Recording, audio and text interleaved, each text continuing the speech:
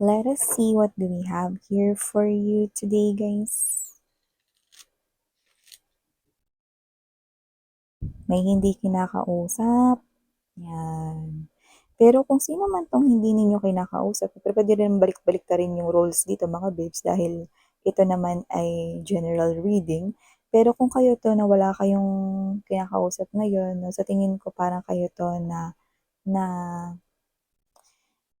iniisip siya. Yan, kung sino man tong hindi nyo kinakausap. No? And possible na meron kayong strong connection ng tao na yan. Like, I can see soul-to-soul connection or may emotions and feelings kayo for that person. For some reason, I'm sensing reciprocity. So, posibleng same kayo ng feelings. Similar, ibig sabihin, no, kayo ng feelings. So, alamin natin yan kung bakit parang hindi niyo siya kinakausap, hindi kayo nag-uusap. Pero sa tingin ko, spiritually and energetically, you're sending a lot of messages sa isa't isa.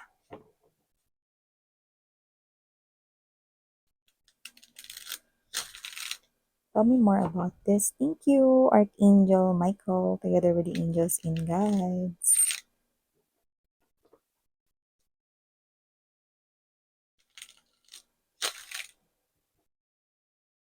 Okay, let us.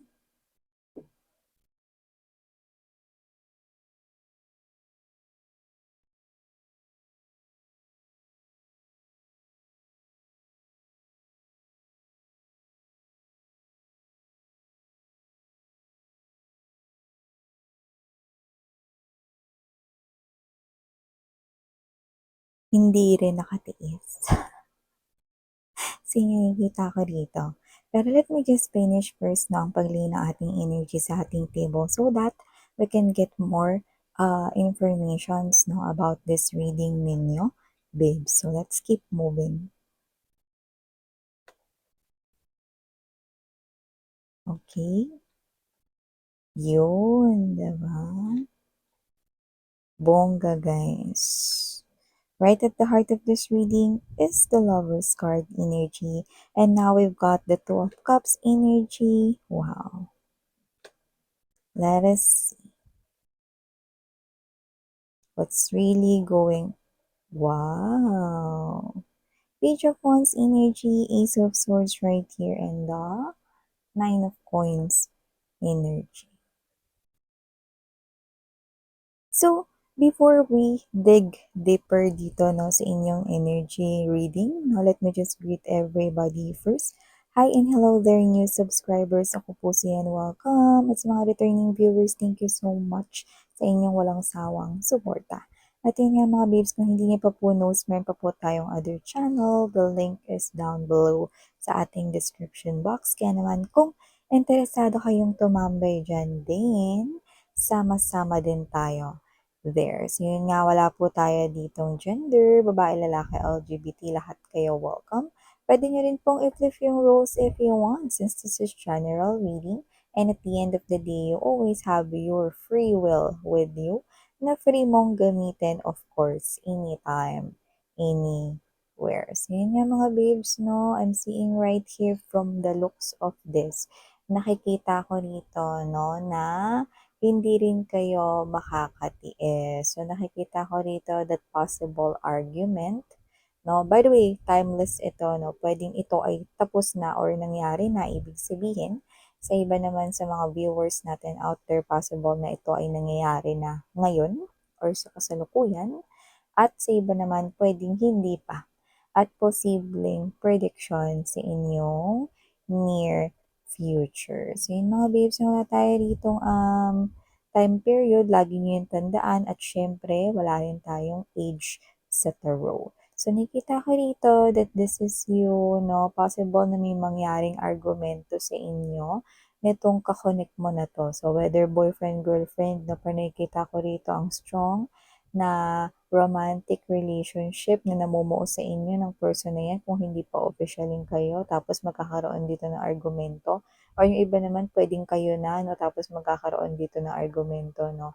At ang argumento na 'yan or pagtatalo na 'yan 'no, na tingin ko naman with the Seven of Swords energy, Eight of Coins, this is just a misunderstanding. Yan, no? So, nakita ko rito na yung argumento na yan, pagtatalo, pag-aaway, ay isa lamang hindi pagkakaintindihan. Hindi lang kayo nagkaunawaan, no? At mangyayari pa ito, no? Dito pa sa isang sitwasyon kung saan posibleng siya ay temporaring lalayo sa'yo. Yan, no? Hindi dahil nag-away kayo, ha? Kundi dahil mukhang meron siya ritong aasikasuhin 'no, doon sa malayong lokasyon or malayong lugar. So dito 'no, nakikita ko rito na ang mapawalay nga sa kanya ng ilang araw 'no, lalo na nga yung parang kakauwi niya nga lang, kanina lang kayo nagkita, nami-miss mo na siya, eh, 'no? Paano pa yung ilang araw at ilang buwan kayong hindi magkikita, possible na taon pa dito yung iba 'no? So, hindi mo yun kayang ma-take with the Nine of Swords energy just by thinking about it, para ka ng lalagnatin. So, parang kahit na nagtalo kayo, nag-away kayo, hindi kayo nagkaunawaan dito, no? Puwedeng hindi kayo nagkaroon ng ilang araw na pag-uusap ng maayos or hindi kayo rito nagkaroon ng pag-uusap sa iba sa inyo, no? Pero love is still there, no? Nagpapalamig lang muna, no? Pero kasi ito yung bagay na parang ayaw mong ma-miss.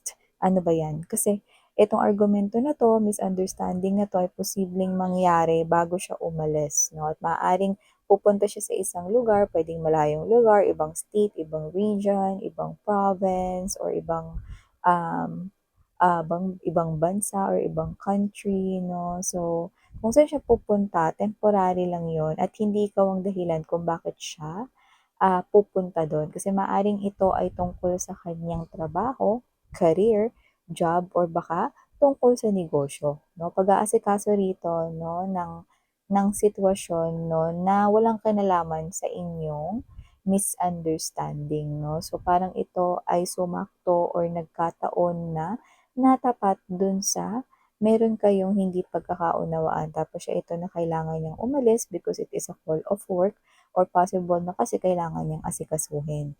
Yung iba naman, posibleng hindi yan related sa kanyang trabaho, kaperahan, or coins, pero possible na yan ay related sa kanyang personal life, no? Not involving you, pero kailangang ayusin, i-repair, or i-fix. Yan. So, nakita ko dito that whether this person right here is not yet officially pang kayo, no, pero nakikita ko rito that you both sharing na the same feelings for each other, you both like each other, no, parang label na lang yung kulang, no, parang confirmation, no, pagiging officially na parang announcement na lang yung kailangan dito, no, pero kayong dalawa ito na parang nagkakaintindihan na kayo rito na papunta na kayo dun sa exciting part na malapit na kayong maging officialing kayo, 'di ba? Tapos nangyari pa itong parang argumento na ito, natapat pang gano'n.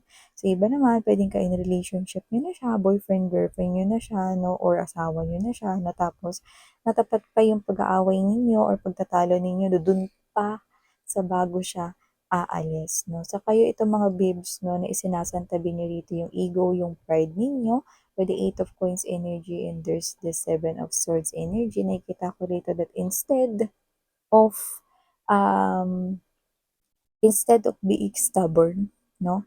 Kasi parang ang pinakakailangan mo ngayon, I'm getting that word, need. So, you need this person here. It's like, kailangan mo siya, no? By Gary V. Kailangan mo siya. Yan, 'no? Kailangan ka rin niya. Yan, 'no? So, nakita ko dito mga babes 'no, na gusto rin niya 'no, na bago siya umalis is magkaayos kayo. 'No? Pero alam mo kung titingnan ko dito sa tingin ko mga babes 'no, ito ay maaayos dahil nakikita kita ditong nagmamadali, hahabulin mo siya with this eight of swords energy 'no, na nakita ko dito kanina 'no, sa aking thoughts, and then there's this two of swords energy and the eight of wands 'no. Nakita ko dito mga babes 'no, na itong klase ng energy mo is ikaw ito na posibleng magmadali ka 'no, para puntahan siya, puwedeng the day bago siya umalis 'no, or 2 days bago siya umalis 'no. So, nakita kita dito na either ano man yang sasakyan niya na 'yan 'no, via airport man 'yan 'no, pupunta ka sa paliparan or pupunta ka sa subway, sa bus station 'no. Yung oras ng kanya ritong pag-alis, yung bago siya umalis nakita ko rito na pupunta at pupunta ka, hindi na importante naman yung pinag-awayan ninyo, mas ready ka na ngayon na ayusin ito, i-repair itong misunderstanding na 'to, kaysa patagalin pa ito 'no. Kasi parang ikaw 'to bigla kang nakaramdam rito ng sadness and a little bit na fear 'no. Bakit? Kasi parang natakot ka rito na na hindi mo siya ma-hug 'no, for too long, matagal na nga for you 'di ba, yung ilang days kayong hindi nagkikita pa minsan 'pag sobrang busy kayo 'no, or wala kayong time for each other na magkasama or magkaroon ng bonding moments 'no. So this is you, kilala mo yung sarili mo 'no, na masyadong matagal para sa'yo yung ilalagi niya dun 'no, sa malayong lugar na yun 'no. Kaya parang hindi mo rin kayang matiis na bago siya umalis hindi kayo okay 'di ba? Plus hindi mo rin siya mayayakap for too long, hindi mo siya mahahalikan for too long, hindi kayo magkakasama physically for too long. So that is already something here tormenting you. Parang yun ay isang suffering na sa iyo, no? Isipan, iniisip mo pa lang parang ang hirap na nun, Miss Yan. So I'm gonna run for my person. I know that this is my person. Yan, no? Parang bago siya umalis, no? Lalagyan ko ng label yan, no? I'm gonna claim that this person is mine. He's mine. She's mine. You know, you're telling me that he or she is yours. Or, you're telling me no, na parang, alam mo yun, no, parang gusto mo siyang lagyan ng seal. Lagyan ng barcode dito 'no, na ang nagmamay-ari sa kanya 'no, ay walang iba kundi ikaw 'no. Parang, siya ay iyong property, pag-aari mo 'no. But you're not seeing this person as something here na ano, don't get me wrong ha. You're not seeing this person here as something na material thing 'no.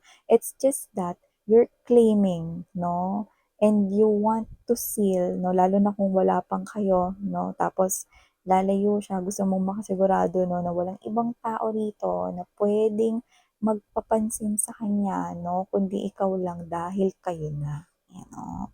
Dahil siya ay sa'yo 'no. Alam mo alam mo yung mga waves 'no, yung 'di ba 'pag nasa grocery ka na yung may parang ano dun 'no, looks like a gun ta's 'pag tinapat yun sa barcode, toot, toot, 'di ba gaganon yun? So parang ganon yun 'no. It's like, this is you 'no, na once na makita siya ng iba 'no, pagka tsinek yung barcode niya, ito pala yung nagmamay-ari sa kanya. Eto pala yung person na nagmamay-ari sa kanya. Yung parang puwede niyang sabihin sa iba na meron akong person, may nagmamahal sa'kin, may nag-iintay sa'kin sa pagbabalik ko, 'yan 'no. At nakikita ko rito na kung mag-boyfriend, girlfriend or mag-asawa na kayo 'no, you do not want to miss the opportunity na magkaayos kayo bago siya umalis 'no. Kasi ayaw mo rin naman at hindi ka sanay 'no, na hindi kayo okey ta's malayo pa siya sa inyo 'no. So, parang may fear ka rin na na kahit alam mo na hindi gano'ng klase yung person mo 'no, na na hindi siya isang energy na na kumakausap ng iba, hindi siya yung energy na patapon 'no, hindi siya yung energy na basura, pero gusto mo pa rin na parang magkaayos kayo bago siya umalis and at the same time 'no, gusto mo yung parang energy na okey kayo, 'di ba? Bago siya umalis 'no. So, temporary lang naman yung pag-alis niya, parang may aasikasuhin lang naman siya rito 'no, pero nakikita ko dito na magiging happy siya to see you, ayan 'no. Naalala ko tuloy mga babes. 'Di ba? Para kasing ito kasi yung moment 'no, yung sitwasyon na parang yung adrenaline rush mo, adrenaline hormones mo na tumataas na parang ikaw 'to na parang nagmamadali ka, natataranta ka 'no, kasi ito na yung pressure, ito na yung bagay na parang, parang last ko na 'to, kailangan gawin ko na yung best ko, parang gano'n 'di ba? So, ano yung iba 'no, para maintindihan yung adrenaline rush mga babes no, kunwari example may sunog. 'Di ba? Ikaw, na hindi ka naman gano'n kalakas, hindi ka rin naman weightlifter 'no, tapos yung katawan mo is, payat ka lang 'no, tapos hindi ka naman nag-e-exercise everyday 'no, pero dahil may sunog 'no, alam mo yung parang nagulat ka sa sarili mo na nabuhat mo yung ref niyo, 'di ba, or yung washing machine ninyo. Tapos nung tapos na yung sunog, 'di ba, naisip mo, "Teka, paano ko ba nabuhat 'to?" 'Di ba? So, parang gano'n 'yun, nataranta ka 'no, nagmadali ka 'no, because there's fear, there's something right here 'no, na parang nag-put ng pressure, ba't mo 'yun nagawa, paano mo 'yun nagawa 'no, 'yan. So, alam mo 'yun, na naalala ko lang dito ano, 'yan, na may mga sitwasyon na parang kagaya nun 'no, na kagaya nung one time 'no, um, magtatapon lang ako ng basura. Pero nilagay ko sa yung basura sa loob ng maleta, 'yan, oo. And then nung time na yun is meron akong kaaway nun 'no, kaaway talaga. Siyempre bata-bata pa 'no, siyempre mga siguro mga high school, mga ganyan 'no. So, yun. So, siguro akala niya pupunta ako sa malayong probinsya, mga ganyan or baka pupunta ako ng ibang bansa kasi nga nakamaleta 'no, and then hindi kasi kami okey nun 'no. So, yeah, friend ko yun pero nung time na yun nakalimutan ko na nga kung ano yung pinag-awayan namin 'no. So, nung high school pa yun 'no, and then yun. So, parang siya 'to na na-pressure siya 'no, kasi nga sanay siya na parang lagi niyang kausap, sanay siya na parang lagi kaming nagkukuwentuhan 'no. So, akala niya aalis na ako ta's dinibdib ko. Hindi niya alam magtatapon lang akong basura. So, yun 'no. So, nagulat siya nung pagbukas ng maleta na magtatapon lang pala ako,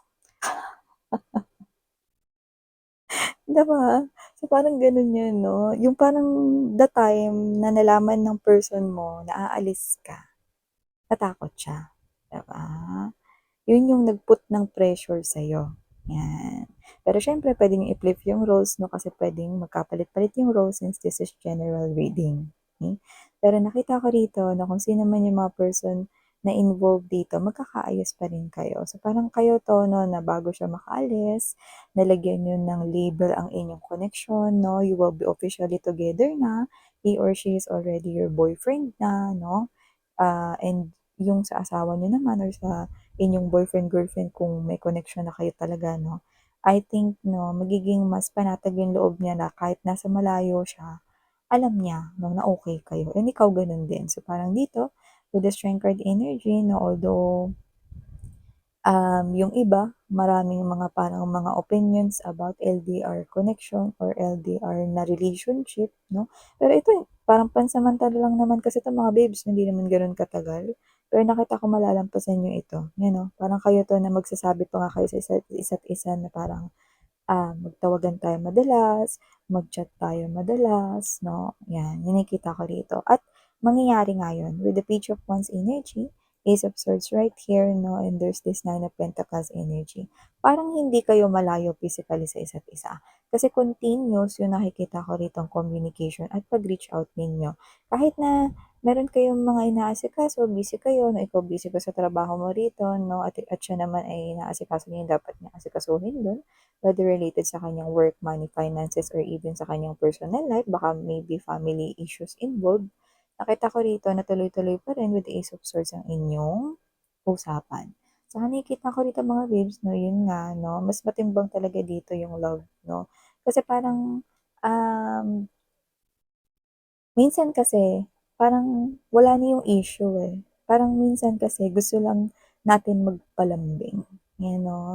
May nakuha kasi ako sa iba sa inyo na gano'n, na parang hindi naman na kayo inis sa inyong person, hindi naman na kayo galit sa kanya, ano man yung misunderstanding na yun 'no, pero yung iba parang gusto ninyo yung energy na lambingin naman kayo, 'yan 'no. So, nakita ko dito na parang wrong timing 'no.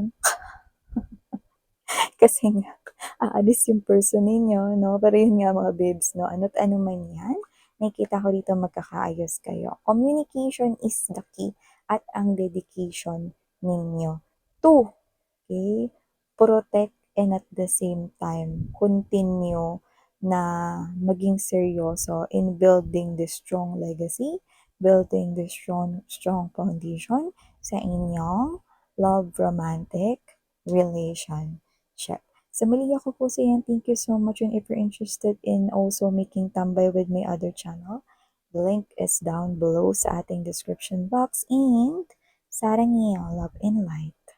Annyeong.